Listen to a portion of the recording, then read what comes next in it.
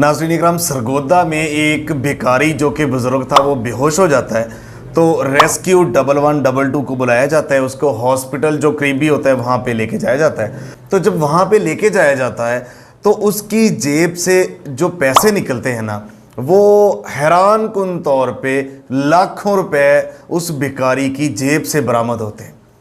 5,43,000 रुपये उस बुजुर्ग भिखारी की जेब से बरामद होते हैं। 7 पासपोर्ट भी बरामद होता है, जो कि पाकिस्तानी ग्रीन पासपोर्ट। उसके ऊपर मल्टीपल वीज़े जो है ना वो लगे होते हैं, अप्लाई होते हैं वो सऊदी अरेबिया के ऊपर। वो बार बार सऊदी अरब गया होता है और वापस आया होता है।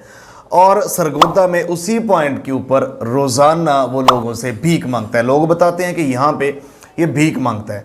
तो उसके बाद इतनी सारी रकम जब निकलती है, पुलिस वालों ने फट्टे के ऊपर सारे पैसे रख के तस्वीर बनाई, साथ वाली फ्रेम में आप देख भी रहे हैं। तो इतने सारे पैसे और वीज़ा। अब एक भिखारी जो रोज़ मांगता है और इतने किसी बड़े लैंडलॉर्ड की जेब में भी इतने पैसे नहीं होंगे कि 5,43,000 उसकी जेब से निकले हैं।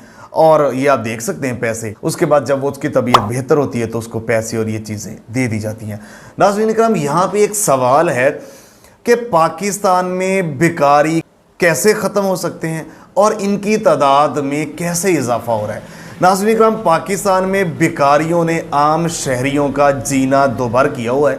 आपको पता है कि इजी वे टू मनी, आसानी से जो पैसे अर्न किए जा सकते हैं वो भिखारी से आसान कुछ भी नहीं है। आप भिखारी बन के किसी भी अड्डों के ऊपर खड़े होकर आप पैसे अर्न करने शुरू कर देते हैं, नहीं तो कमाना पड़ता है। पाकिस्तान के हालात कैसे हैं? तो हर चौथा पांचवा बंदा भिखारी के रूप में। हैरान हूं मैं, खुद हम किसी अड्डे पे खड़े हो जाए ना, वहां पे एक अगर किसी को 10 रुपए दे देना भीख मांगने वाले को, तो अगर आप 10 मिनट में खड़े हैं तो 20 भिखारी आपसे लाजमी मांगने आएंगे। ये हशर है पाकिस्तान का। जगह जगह, शहर शहर, अड्डे अड्डे, स्टॉपों के ऊपर, हर जगहों के ऊपर सैकड़ों भिखारियों की भरमार है और इनकी तादाद में दिन रात इजाफा हो रहा है।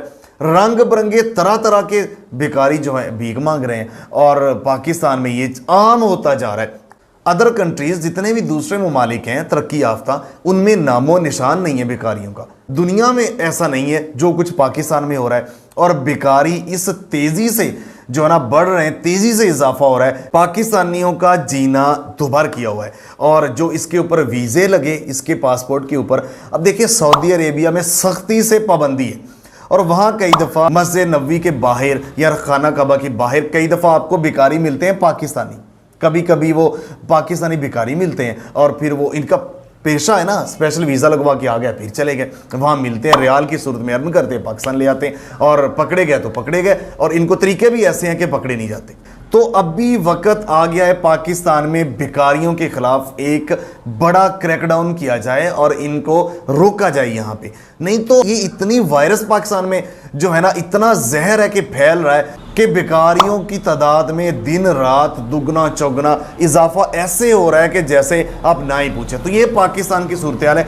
भिखारियों के खिलाफ फौरी क्रैकडाउन की ज़रूरत है ताकि लोग जो है ना अपनी मर्जी से कुछ खरीदो फरोख्त कर सके, बाज़ारों में जा सके, अड्डों में सफ़र कर सके। माओ बहनों को सफ़र नहीं करने दिया जाता, उनको कुछ खरीदने नहीं दिया जाता। किसी दुकान पे खड़े हो तो भिखारी खड़ा है, अड्डे पे खड़े हो भिखारी खड़ा है, बस में चले जाएं भिखारी खड़ा है। तो इनको जो असल हकदार है ना, इन हज़ारों लाखों भिखारियों ने उनका भी जो है ना हक मारा हुआ है। लेकिन इसके खिलाफ फौरी क्रैकडाउन लाजिम है।